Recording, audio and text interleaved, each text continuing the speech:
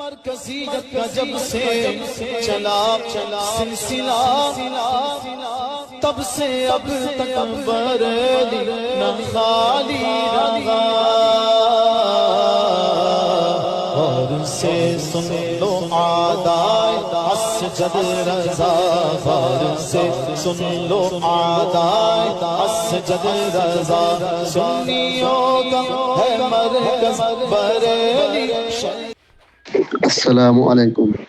West বেঙ্গলের একজন সুলেকল্লি ব্যক্তি উনি বলতেছে, কেউ যদি এই সময়ে মমতা ব্যানার্জিকে যদি ভোট দেয় তো সে ব্যক্তি কাফের হয়ে যাবে, ডাইরেক্ট ইসলাম থেকে খারিজ হয়ে যাবে। উনি যে হাদিস শরীফ কোট করে যে তাদেরকে কাফের বলতে চাইছেন, তেনারা যদি কাফের যদি না হয় তো ঘুরে ইনি কাফের হবে। আর আমি যে প্রথমে যে জুমলাটা ইস্তেমাল করছি সুলেকল্লি ব্যক্তি, সুলেকল্লি ওই ব্যক্তি, ওকে বলা হয় যে সবকে ভালো বলে আর ভালোকে খারাপ বলে।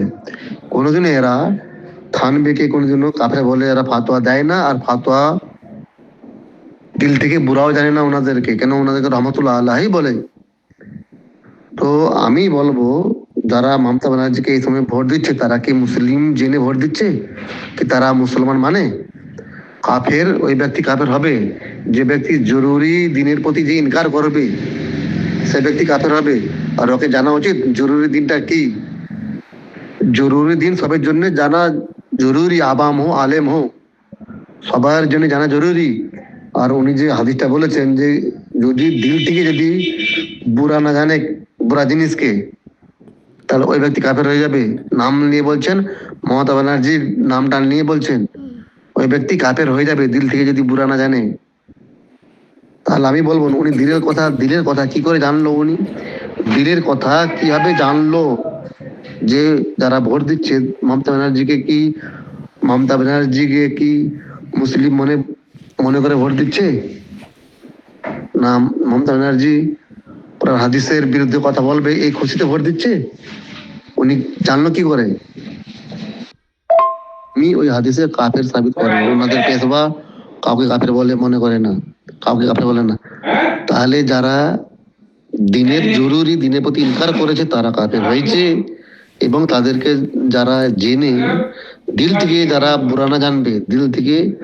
বুরানা জানবে সেই ব্যক্তি কাফের হবে। যেরকম থানবি, রশিদ আহমদ গাঙ্গুই, ইসমাইল দেহলেভি, কাসিম জানাতবি আর খলিল আহমদ আম্বেদকরবি, এনারা কাফের হয়েছে, কুফর করেছে, এনারা স্বীকার করেছে।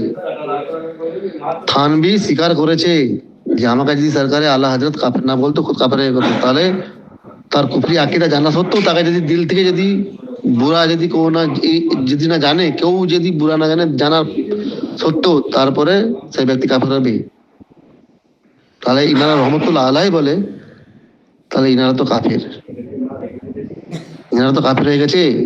নবীবাগের শান যে আজমত ঘটাচ্ছে তার বিরুদ্ধে কোনো ইনাদের জরুরি মনে হয় না।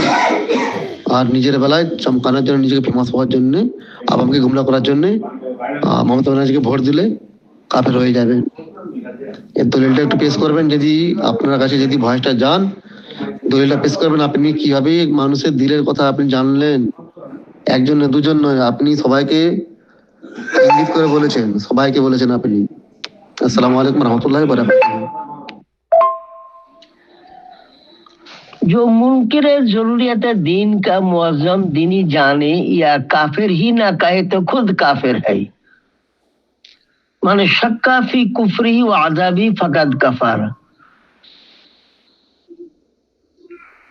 लिहाजा जज्म किया जाता है कि आजकल रबजियों में कोई मुसलमान मिलना ऐसे ही मुश्किल है जैसे कौवे में सफेद रंग वाला।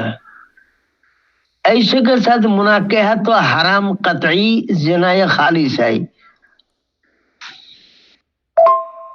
गैर मुक़ल्लिदों से मेल जोल हराम है, उससे मुनाकिहत नाजायज।